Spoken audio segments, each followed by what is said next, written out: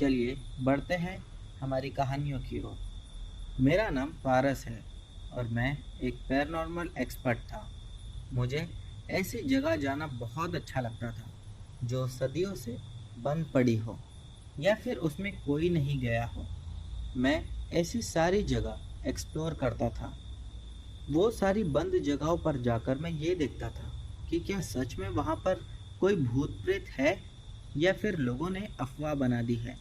कई बार ऐसा होता था कि भूत प्रेत नहीं होने के बावजूद लोग उस जगह के बारे में अफवाह उड़ा देते थे। अभी मैं सोलापुर में रहता हूँ। मेरे गांव में एक स्कूल था। मेरे गांव का नाम है भीमपुर। और मैं ये आप लोगों को इसलिए बता रहा हूँ क्योंकि आज भी जब मैं अपने गांव जाता हूँ तो इस स्कूल में बिल्कुल नहीं जाता। जब मैं गांव में रहा करता था तो उस स्कूल में एडमिशन लिया था। तब मैं कुछ सिक्स स्टैंडर्ड में था। उससे पहले मैं गांव के दूसरे स्कूल में पढ़ाई करता था, लेकिन मुझे कुछ प्रॉब्लम्स की वजह से वो स्कूल छोड़कर दूसरी में जाना पड़ा। फिर जब मेरा ये स्कूल में एडमिशन हुआ तब मुझे ये नहीं पता था कि इस स्कूल के पीछे एक हॉरर स्टोरी भी है। लेकिन मुझे बचपन से ही हॉरर बातें करना और सुनना पसंद था और मुझे बचपन से ही भूतिया जगहों पर जाना काफ़ी ज़्यादा अच्छा लगता था। मेरी स्कूल उस समय सेकंड फ्लोर की थी और वही उस सेकंड फ्लोर पर एक रूम भी था जो हर समय बंद ही रहता था। उस रूम में कोई भी नहीं जाता। फिर मेरे इस स्कूल में मुझे कुछ लोगों से पता चला कि उस रूम में एक बच्चे की और एक सिक्योरिटी गार्ड की मौत हुई थी। तब से आज तक कोई भी उस रूम में नहीं जाता है। और तो और उस रूम से अजीब अजीब आवाज़ें भी आती हैं, जैसे कि कोई रो रहा है और कोई बेंच या टेबल उठाकर फेंक रहा है। ऐसी आवाज़ें आया करती थी जिससे सच में इंसान डर ही जाता। और मुझे ये भी मालूम पड़ा कि उस रूम के आसपास स्कूल के टीचर्स भी नहीं जाते हैं। स्टूडेंट्स को भी स्ट्रिक्ट वार्न करके रखा गया था कि कोई भी उस रूम में नहीं जाएगा, बल्कि उस रूम के आसपास भी नहीं जाएगा। उस रूम के डर की वजह से पूरा सेकंड फ्लोर ही बंद कर दिया था और स्कूल वाले शायद ये बातें लोगों के बीच में नहीं बताना चाह रहे थे। मैंने मन में ही सोचा ये सब सिर्फ बातें होगी। फिर कुछ दिनों बाद मेरी दोस्ती हुई दो लड़कों से। एक का नाम था रघु और दूसरे का नाम था दीपक। हम तीनों ही बहुत अच्छे दोस्त बन चुके थे। और फिर कुछ हफ्तों के बाद में मैंने उन्हें उस रूम के बारे में बातें करते हुए सुना। तो मैंने जाकर उन्हें कुछ उस रूम के बारे में बातें बताया जो कि मैं जानता था। तो वो लोगों ने मुझसे कहा कि ये सब झूठ बातें हैं, ये बातें सिर्फ डराने के लिए बोली जाती है। दीपक ने बोला क्योंकि अगर ऐसा कुछ होता तो रघु को ये सब बात मालूम होती, क्योंकि रघु का घर स्कूल के पास में ही है। फिर मैंने बोला कि मुझे भी यही लगता है। वो दोनों ऊपर की तरफ जाने लगे। तब मैं उन्हें मना करने लगा कि मत जाओ, लेकिन वो दोनों मेरी बात सुन ही नहीं रहे थे। वो दोनों धीरे धीरे ऊपर चले गए। डर तो शायद उन्हें भी लग रहा था। जैसे वो ऊपर पहुंचे वो दोनों भाग के नीचे आ गए। मैंने पूछा क्या हुआ, तो उन दोनों ने हंसते हुए बोला कि हम मजाक कर रहे थे। फिर हम वहां से अपने घर चले गए। मेरा और दीपक का रघु के घर आना जाना लगा रहता था। फिर एक दिन शाम के समय हम तीनों घर की तरफ आ रहे थे। तभी हमने देखा कि स्कूल के सेकंड फ्लोर पर उस रूम में लाइट ऑन है। हम ये देखकर काफ़ी घबरा गए और हम हमारी स्कूल की तरफ बढ़ने लगे। हम जैसे ही स्कूल के गेट के अंदर जा रहे थे तभी अचानक से वो लाइट ऑन ऑफ होना स्टार्ट हो गई। ये देखकर हम वहाँ से भाग गए और अपने अपने घर चले गए। फिर अगले दिन मेरा स्कूल जाने का मन ही नहीं हो रहा था, लेकिन मेरे पापा मुझे स्कूल छोड़ने आ गए। फिर मैं दीपक और रघु के पास गया और उन्हें बोला कि आज स्कूल आने का बिल्कुल मन नहीं था।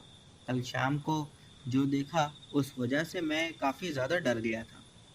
फिर रघु बोला कि यार सच में दिल तो मेरा भी नहीं था। और इतने में ही दीपक भी हम लोगों को समझाते हुए कहने लगा कि यार इतना तुम लोग डर गए, इसमें इतना डरने वाली कोई बात नहीं थी। जब हमारा रेसेस का टाइम हुआ, हम तीनों उस जगह पे वापस गए और तभी ही हमने किसी की रोने की आवाज़ सुनी। हम फौरन क्लास में चले गए और जाकर सर को बताया कि सेकंड फ्लोर से किसी के रोने की आवाज़ें आ रही है। ये सुन के सर हमारे साथ ऊपर आए, लेकिन वो रोने की आवाज़ अब बंद हो चुकी थी। इसके बाद सर ने हम लोगों से कहा कि ये तुम लोगों का वहम होगा, और फिर थोड़ा सा डांट लगाते हुए कहा, चलो यहाँ से, तुम लोगों को यहाँ आने की ज़रूरत ही क्या थी। हम वापस चले गए। हमारा स्कूल जब ख़त्म हुआ, हम घर जा ही रहे थे। इतने में दीपक बोला कि क्या सच में वो हमारा वहम ही था। रघु ने बोला, नहीं यार, क्योंकि किसी के रोने की आवाज़ तो आई थी। मैंने भी बोला, हाँ, आवाज़ तो मुझे भी सुनाई दी थी। इतने में दीपक ने बोला, आज शाम में हम तीनों चल के देखते हैं और मालूम करते हैं कि उस रूम में क्या है। फिर हम सब अपने अपने घर चले गए। फिर शाम जब हुई तो उस वक्त रघु के घर हम दोनों ही पहुंच गए। हमने अपने साथ एक टॉर्च लाइट ले ली थी और हम तीनों ही स्कूल के अंदर चले गए। हमने देखा कि ऊपर उस रूम के बाहर लाइट ऑन थी, और हम जैसे ही उस रूम के पास पहुंचे तो हमने देखा कि वो लाइट फिर से ऑन ऑफ हो रही थी। ये देखकर हम तीनों पहले ही डर गए। हम वहाँ से भागे नहीं, हम उस रूम का दरवाज़ा खोलने की कोशिश करने लगे, तो वो दरवाज़ा ही नहीं खुल रहा था। फिर भी कोशिश करते रहे, और इतने में वो दरवाज़ा अपने आप अचानक से खुला और लाइट जो ऑन ऑफ हो रही थी वो एकदम से रुक गई। ये देखने के बाद हमारी हालत और ज़्यादा ख़राब हो गई। हम काफ़ी डर चुके थे। हम तीनों नीचे भाग गए और फिर से हिम्मत जुटा के वापस उस रूम के पास चले गए। सेकंड फ्लोर की सारी लाइट बंद थी, लेकिन उस रूम के बाहर की लाइट ऑन ऑफ हो ही रही थी। हम उस रूम के पास गए और दोबारा देखा तो वो दरवाज़ा इस बार भी बंद था। जब दरवाजे को थोड़ा धक्का लगाकर खोला तो वो दरवाज़ा इस बार भी आसानी के साथ खुल गया, और ये देखकर हम उस रूम में चले गए। उस रूम में एक ही लाइट ऑन थी, और जैसे ही हम उस कमरे में गए वो लाइट अपने आप ऑफ हो गई। हमने अपनी अपनी टॉर्च चालू की। फिर हमने देखा कि वहाँ पर बहुत सारी टूटी हुई बेंच रखी हुई थी। फिर हम वहाँ रखी हुई एक बेंच पर जैसे ही बैठे, इतने में उस रूम का डोर अपने आप बंद हो गया। ये देखकर हम तीनों की चीख निकल गई। हम फौरन उस दरवाजे की तरफ भागे और उस दरवाजे को खोलने की कोशिश की, लेकिन वो दरवाज़ा नहीं खुला। फिर अचानक से पीछे से आवाज़ आई, बचाओ बचाओ। हम ये सब आवाज़ें सुन के और ज़्यादा डर गए और ज़ोर ज़ोर से चिल्लाने लगे, दरवाज़ा खोलने की कोशिश करने लगे। इतने में वो आवाज़ आना अपने आप बंद हो गई, और वो जो लाइट बंद थी वो अपने आप ऑन हो गई। ये देखकर हमारी जान में जान आई। हमने बहुत कोशिश की दरवाज़ा खोलने की, लेकिन जो दरवाज़ा अपने आप बंद हुआ था वो हम तीनों से बिल्कुल नहीं खुल रहा था। कोशिश कर कर के भी हम थक चुके थे। फिर हम वापस से उस बेंच पर जाकर बैठ गए। इतने में वो दरवाज़ा अपने आप खुल गया। ये देखकर हम दरवाजे की तरफ भागे और हम उस रूम से निकल गए। हम जैसे ही उस रूम से बाहर आए, हमने देखा कि एक सिक्योरिटी गार्ड हमारी तरफ आ रहा था, और वो सिक्योरिटी गार्ड को हमने पहले कभी नहीं देखा था। ना ही तो कभी स्कूल में देखा था और ना ही कभी स्कूल के गेट पर। हम वहाँ से फ़ौरन भागने लगे और भागकर अपने अपने घर चले गए। अगले दिन हमने किसी को भी ये सब बातें नहीं बताई और हम बीमार हो गए थे। फिर कुछ दिनों तक हम स्कूल ही नहीं गए और हमारे फाइनल एग्ज़ाम आ गए। अब एग्ज़ाम देने तो हमें जाना ही पड़ेगा, और जब हम एग्ज़ाम देने जाते भी थे तभी उस रूम की तरफ देखते भी नहीं थे, क्योंकि हम काफ़ी ज़्यादा डरे हुए थे और वो घटना आज भी हमारे दिल और दिमाग पर थी। फिर हमारे एग्ज़ाम्स ख़त्म हो गए और हम वो स्कूल से चले गए। तकरीबन 9 साल बाद मैं अपने गांव वापस गया, लेकिन इस बार मैं थोड़ा बहुत पैरानॉर्मल एक्सपर्ट बन चुका था। तो मैंने सोचा कि क्यों ना मेरी वो गांव के स्कूल को एक बार जाकर देखता हूँ। जो चीज़ें बचपन में मेरे साथ हुई थी, क्या अब भी वो सब चीज़ें वहाँ पर हो रही है? ये सोचकर मैं अपने गांव गया और गांव पहुंचकर देखा कि वो स्कूल वैसे ही है। बस इस बार वो स्कूल पेड़ से घिरी हुई थी। मैंने पूछा, अरे ये तो पहले स्कूल थी ना? मुझे मालूम पड़ा कि ये स्कूल पिछले कई सालों से बंद है। मैंने पूछा क्यों? तो मुझे बताया गया कि जब ये स्कूल चालू था तब यहाँ पर एक टीचर ने सुसाइड कर लिया। तब से इस स्कूल को बंद कर दिया गया है। और मुझे ये भी मालूम पड़ा कि सुसाइड उसी रूम में किया था। फिर उसी रात में मैंने अपनी तैयारी की और स्कूल को देखने के लिए चला गया। मैं जैसे स्कूल के उस रूम के पास पहुंचा तो मुझे एकदम से ठंड लगने लगी। मानो ऐसा लग रहा था जैसे मैं बर्फ पर खड़ा हूँ। मैं जैसे ही उस रूम में गया तो मेरा जो सामान था एक्सप्लोर करने का, वो काम करना अपने आप बंद कर दिया था। इतने में मैंने अपनी टॉर्च ऑन की तो मैंने देखा जैसे सामने एक बेंच अपने आप धीरे धीरे हिलने लगी और वो बेंच हिलते हुए अचानक से हवा में उड़ के नीचे गिर गई और नीचे गिरने के बाद वो टूट गई। फिर मुझे ऐसा लगा कोई मेरे पीछे खड़ा है। फिर मैं जैसे ही पीछे पलटा तो देखा कि वहाँ पर दरवाजे के पास एक काली परछाई जैसी कोई चीज़ है और वो मुझे ही देखे जा रही है। मैं पीछे गया, वो अचानक से एकदम गायब हो गए। फिर मैं वापस उस रूम में आ गया और जैसे ही मैं कमरे में घुसा तो इस बार मुझे कुछ अजीब सी मनहूसियत महसूस होने लगी। फिर भी जो मुझे काम करना था मैं वो काम करता रहा। और फिर कुछ देर बाद मुझे एक आवाज़ आई, जैसे कोई किसी को पढ़ा रहा है। मैंने देखा कि वहाँ ब्लैक बोर्ड के पास कोई हाथ में लकड़ी लेकर खड़ा हुआ है। मैंने जैसे ही ये देखा मैं फ़ौरन वहाँ से भागता हुआ नीचे आया और फिर जी जान लगाकर वहाँ से भागकर अपने घर आ गया। लेकिन आज भी मैं अपने गांव तो जाता हूँ, मगर उस स्कूल के पास कभी नहीं जाता। हालांकि आज भी मैं कई सारी जगह पर रिसर्च करने के लिए जाता हूँ, लेकिन उस स्कूल के बारे में कभी नहीं सोचता। तो दोस्तों, ये थी हमारी आज की पहली कहानी। बढ़ते हैं हमारी अगली कहानी की ओर। दोस्तों, हमारी जो अगली कहानी है वो सुनील की है। चलिए इनकी कहानी शुरू करते हैं। मेरा नाम सुनील है और मैं राजस्थान में रहता हूँ। मुझे हॉरर गेम्स खेलना बहुत पसंद है। वैसे भी मैं अपनी माँ को हर वक्त ये कहता रहता था कि मुझे कोई ऐसी भूत की घटना सुनाओ जिसमें किसी ने भूत या आत्मा को अपने कंट्रोल में किया हो।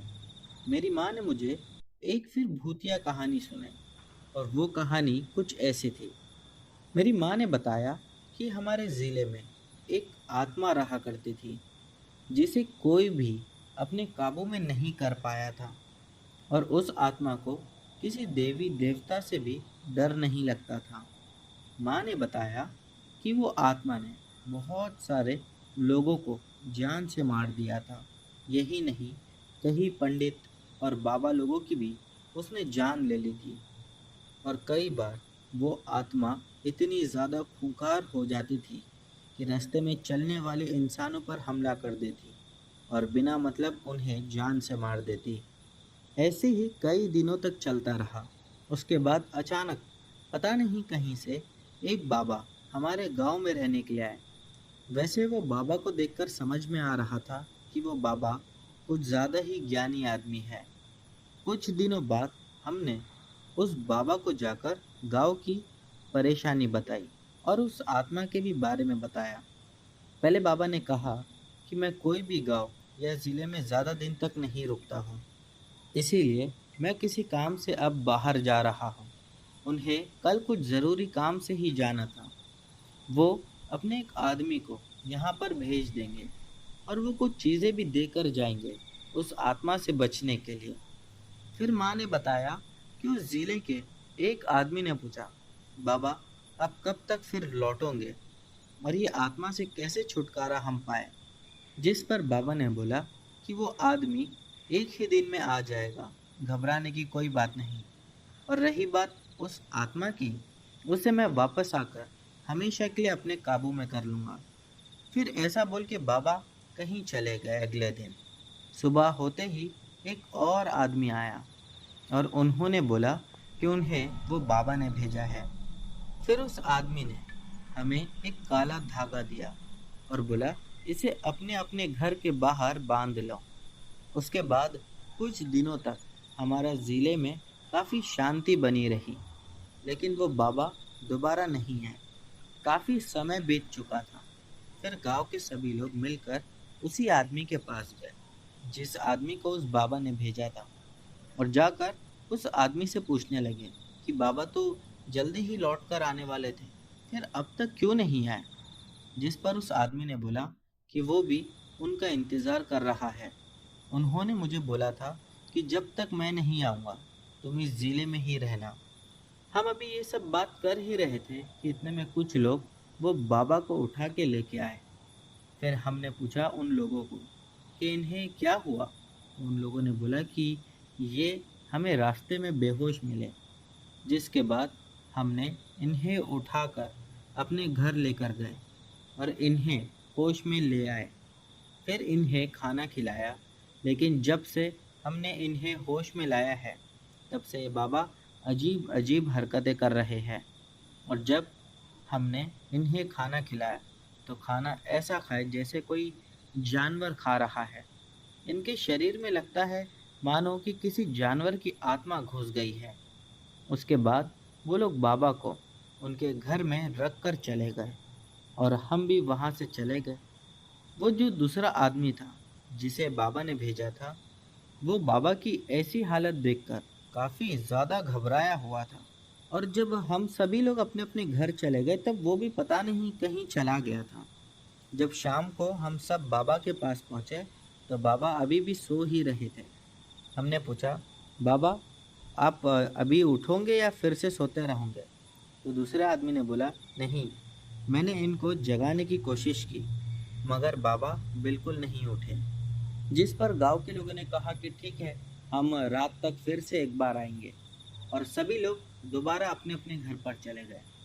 रात में खाना खाने के बाद सभी लोग दोबारा वहीं पर पहुंचे बाबा के पास। और इस बार गांव के कुछ लोगों के पास में खाना भी था, लेकिन जब वहां पर पहुंचे तो देखा कि बाबा अब भी सो रहे थे। समझ नहीं आ रहा था कि बाबा को क्या हो गया है, क्योंकि वो कंटिन्यूसली इतना सोए ही जा रहे थे। बाबा को दोबारा से उठाने की कोशिश की, लेकिन वो इस बार भी नहीं उठे। हम अब काफ़ी ज़्यादा डर चुके थे और वहीं रहने की सोच रहे थे, लेकिन क्या करें, मजबूर थे। सभी लोगों को अपने अपने घर पर जाना था। बाबा को उस गांव के कई सारे लोग अपनी अपनी कोशिशें करके उठाने लगे, लेकिन वो उठ ही नहीं रहे थे। रात भी बहुत होने लगी थी। हमने बोला, अगर सुबह तक बाबा नहीं उठे तो हम इन्हें किसी डॉक्टर के पास ले जाएंगे। हम जब सुबह में आए तब देखा बाबा घर के बाहर आके बैठे हुए थे। हमें ये देखकर सुकून मिला। हम बाबा के पास गए और उनसे पूछा कि आपको अचानक क्या हो गया था, लेकिन उन्होंने कोई जवाब नहीं दिया और वो वहाँ से उठकर खेत में चले गए। हमने दूसरे आदमी से पूछा जिस आदमी को बाबा ने भेजा था, इन्हें क्या हुआ है और ये कुछ बोल क्यों नहीं रहे हैं। उन्होंने बोला कि जब से जागे हैं तब से इन्होंने कुछ नहीं बोला। मैंने बहुत बात करने की कोशिश की, लेकिन हर बार उन्होंने कुछ जवाब नहीं दिया। इतने में खेत में से एक बड़ा सा पेड़ गिरने की आवाज़ आई और हम सभी लोग भागते हुए फिर खेत में चले गए, ये देखने के लिए कि ये आवाज़ कैसी थी और पेड़ कैसे गिर गया। जब हम वहाँ पहुँचे तो हमने देखा कि वही बाबा, उन्होंने पेड़ को धक्का देकर जड़ से उखाड़ दिया था। ये देखकर हमें अपनी आंखों पर विश्वास ही नहीं हो रहा था कि बाबा में अचानक इतनी ताकत कैसे आ गई। ये देखकर सभी लोग वहाँ से भागने लगे। कुछ लोग ऐसे भी थे जो वहीं पर रुककर आगे देखने लगे और उन्हें पूछने लगे कि आपको क्या हो गया है और आप कुछ बोल क्यों नहीं रहे हो। इतने में बाबा ने हमें इतने गुस्से में देखा जैसे वो हमें अभी बस जान से ही मार देंगे। फिर वो दूसरे आदमी ने कुछ पढ़ना शुरू कर दिया।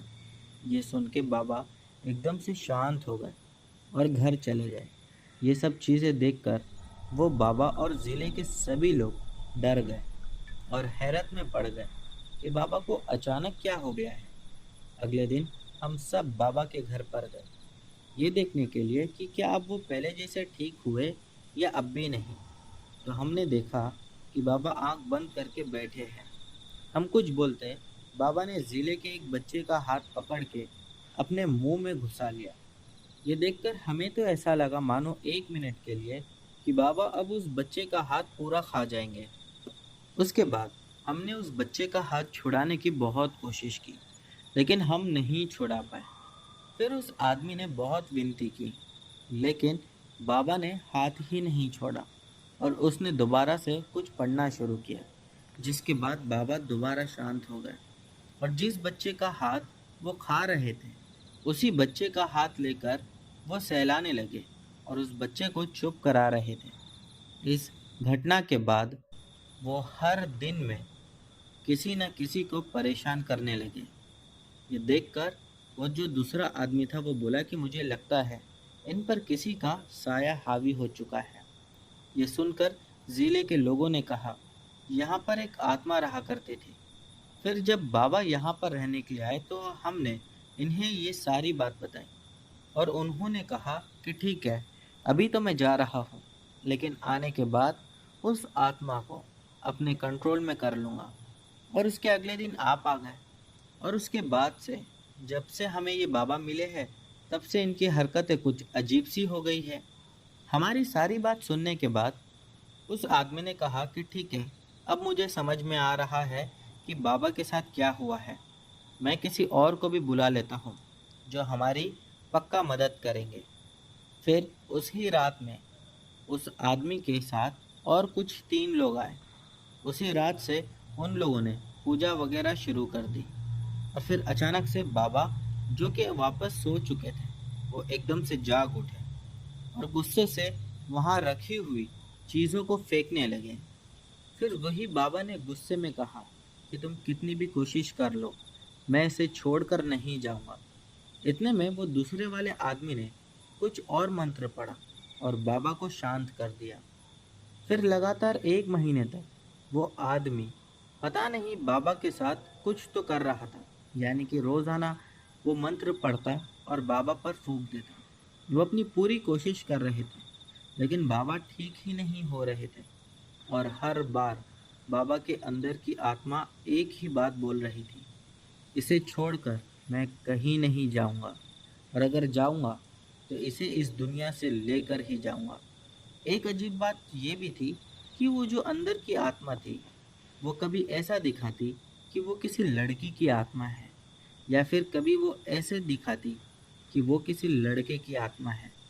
फिर एक दिन हम सब ने मिल के बाबा को एक माने जाने वाली दरगाह पर ले जाने का प्लान बनाया और वहाँ के एक बाबा को दिखाया।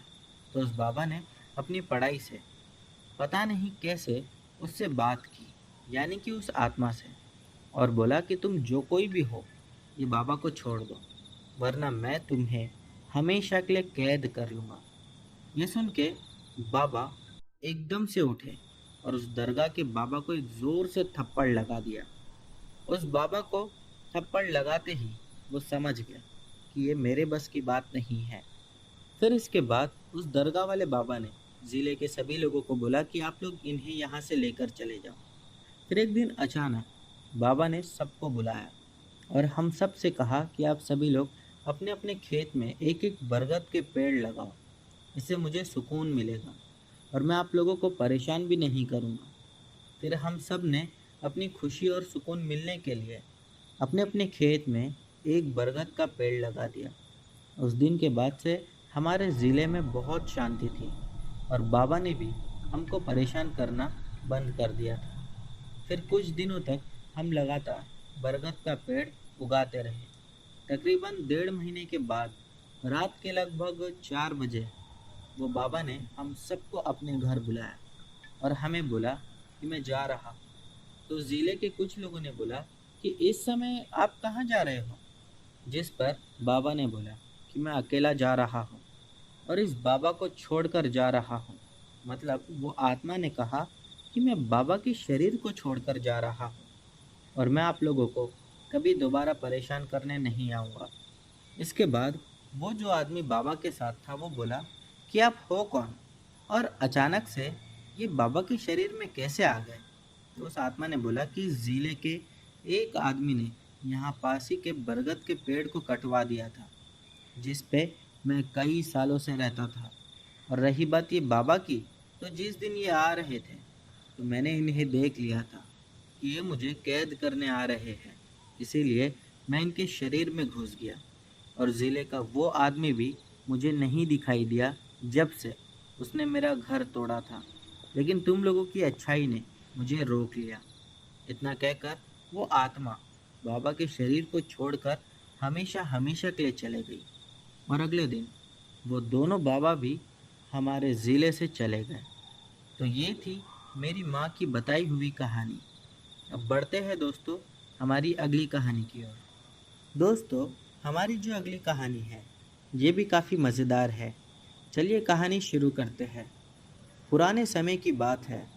नवीनगर नामक एक गांव था और उस गांव के पास एक बहुत घना और डरावना जंगल था जिसमें ओम नाम का एक तांत्रिक रहा करता था। उस तांत्रिक को अपनी तंत्र विद्या और पूजा पाठ पे बहुत ज़्यादा घमंड था।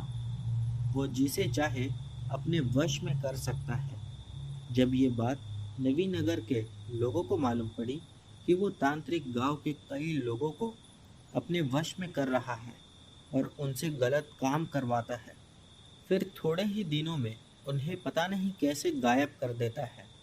गायब भी ऐसा कि उन लोगों का कोई अता पता नहीं लगता। गांव वालों ने उस तांत्रिक को जाके धमकी दी कि अगर तूने अगली बार ऐसा कुछ किया तो तुझे जिंदा नहीं छोड़ेंगे। फिर कई हफ्तों तक गांव में सब अच्छे से चल रहा था। फिर अचानक एक दिन गांव के बीच में किसी ने बहुत बड़ी आग लगा दी और उस आग में कई लोग मर गए। उस आग के बाद गांव में अजीब अजीब चीज़ें होने लगी। कभी किसी की भेड़ बकरियां गायब हो जाती तो कभी अगली सुबह में लोगों के जानवर मरे हुए मिलते। कई बार तो ऐसा भी हुआ कि कुछ लोग गांव के डर के मारे गांव छोड़कर ही चले गए। ये सब देखकर गांव वालों ने कहा, हो ना हो ये सब वही तांत्रिक ही करवा रहा है। अपनी शक्तियों का वो गलत फायदा उठा रहा है। फिर उसी रात में गांव के कुछ लोग उस जंगल में चले गए और उन लोगों ने देखा कि तांत्रिक अपनी विधि में बैठा हुआ था।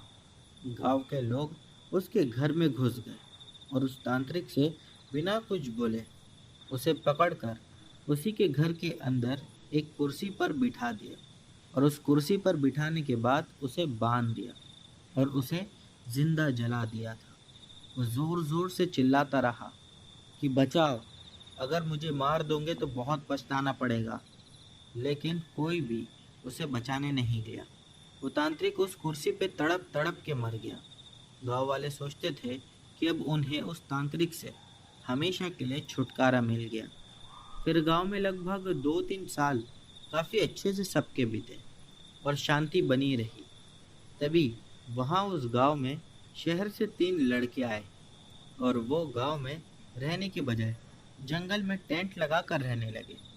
फिर वो 3 लड़के जंगल में 2 दिन रहने के बाद उन्हें उस जंगल के अंदर से किसी चीज़ के जलने की बदबू आने लगी और वो बदबू इतनी तेज़ थी कि वो गांव में भी आ रही थी। फिर गांव के लोग उन शहर के लड़कों के पास गए और पूछा, क्या तुमने कुछ जला दिया है क्या, जिसकी बदबू पूरे गांव में आ रही है? शहर के लड़कों ने कहा कि हमने कुछ नहीं जलाया, ये जो बदबू आ रही है ये जंगल के अंदर से आ रही है। ये सुन के गाँव वाले जंगल के अंदर जाके देखने लगे कि अंदर क्या जल रहा है और ये बदबू कहाँ से आ रही है। थोड़ी देर बाद वो बदबू कम होने लगे और गांव वाले भी जंगल से अपने अपने घर चले गए। उसी रात में शहर के लड़कों ने जंगल के अंदर जाने का प्लान बनाया और वो जंगल के अंदर चले गए। थोड़ी ही दूर चलने के बाद उन्हें वो तांत्रिक का घर दिखाई दिया और वो घर को देखकर वो घबरा गए मानो एक अजीब सी घबराहट उन्हें होने लगी थी। वो डर के मारे उस घर में नहीं गए। ये सोच रहे थे, पता नहीं इस घर में कौन रहता होगा और कब से ये घर बंद होगा। इतने में उस घर में से आवाज़ आने लगी, जैसे कोई बोल रहा हो कि मुझे बचा लो। ये आवाज़ सुन के वो लड़के बिना कुछ सोचे ही उस घर में चले गए, और वो आवाज़ भी उनके घर में घुसते ही आना बंद हो गई थी। वो लड़के जैसे ही उस घर में गए, उन्हें फिर से किसी चीज़ के जलने की बदबू आने लगी। वो अपने मुंह पे कपड़ा बांध लिए, और वो लड़के देख रहे थे कि घर में तो हर तरफ कंकाल ही पड़े हुए थे। ये देखकर वो और ज़्यादा घबरा गए। उन्हें तभी दोबारा से आवाज़ आई, और वो आवाज़ ऐसी थी जैसे कि कोई किसी चीज़ को चबा चबा कर खा रहा है। तभी ही एक दोस्त ने बोला कि यार टॉर्च ऑन करके देख। और जैसे ही टॉर्च को ऑन किया तो उन लोगों ने देखा कि एक गीदड़ मरे हुए बकरे के बच्चे को खा रहा था। उनमें से एक लड़का ये देखकर और ज़्यादा घबरा गया। वो पीछे होने लगा। पीछे होते होते वो वहाँ रखी कुर्सी पे गिरते गिरते बैठ गया।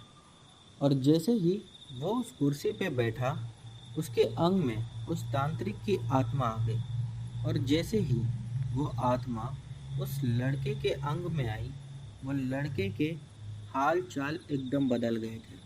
अब वो अजीब सी हरकतें करने लगा, और कभी ज़ोर ज़ोर से चिल्ला रहा था। बोल रहा था, अब होगा मेरा बदला पूरा, और अब मैं गांव के सभी लोगों को जान से मार दूंगा। ये देखकर वो दोनों लड़के वहां से भागते हुए गांव की तरफ आने लगे, और वो भागते भागते गांव आखिरकार पहुंच ही गए। फिर वो दोनों लड़कों ने सभी को चिल्लाकर आवाज़ देकर अपने पास बुलाया। उनकी आवाज़ सुनकर सभी गांव वाले उनके पास आ गए। वो लड़कों ने सारी बात उन लोगों को बता दी।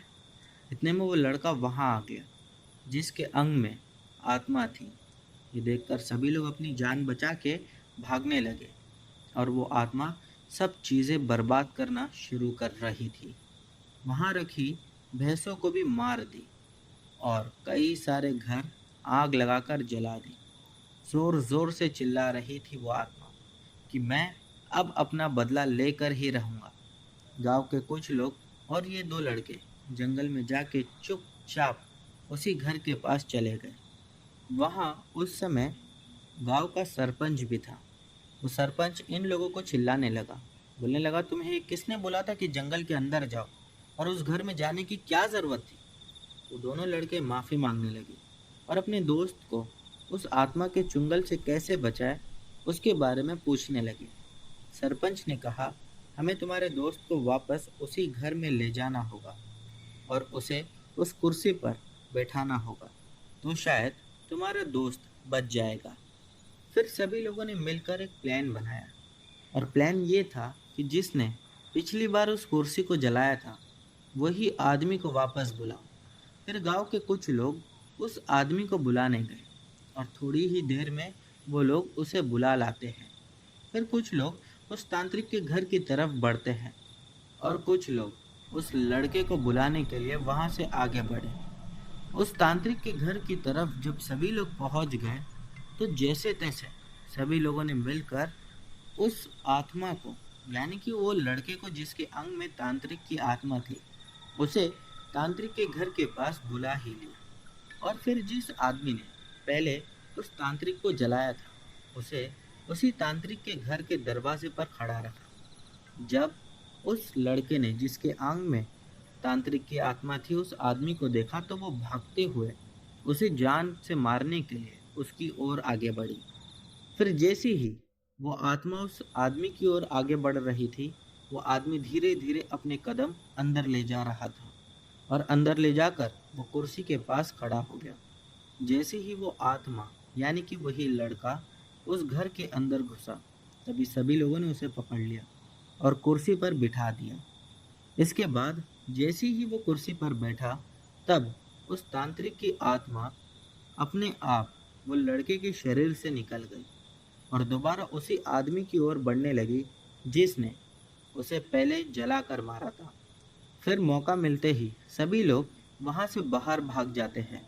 लेकिन वही आदमी जिसने कुर्सी को जलाया था वो अंदर था, और उसके साथ सरपंच जी और भी कुछ लोग थे। और फिर उन लोगों ने जल्दी से बिना देरी किए उस कुर्सी को जला दिया। कुर्सी जैसी ही जलना शुरू की, तब वो आत्मा एकदम से भस्म हो गई और उन लोगों को छुटकारा मिल गया।